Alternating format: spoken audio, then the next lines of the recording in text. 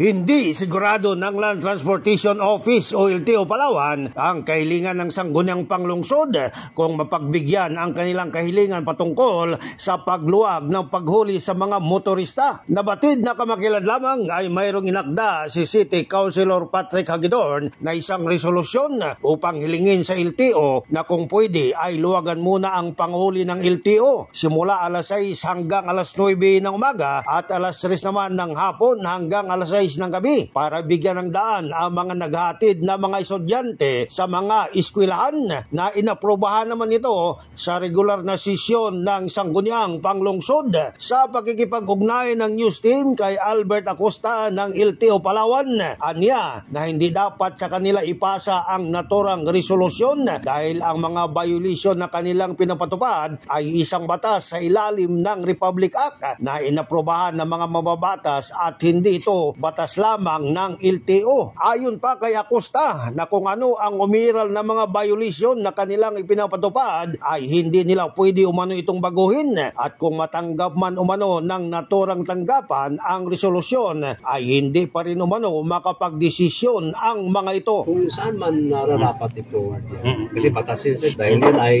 hindi yan batas ng LTO lang, kundi batas ng Pilipinas yun eh.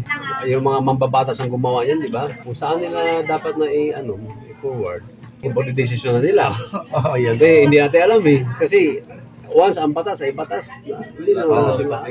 Ano kasi yun yan eh. Ang violation kasi LTO under ng Republic Act o 126.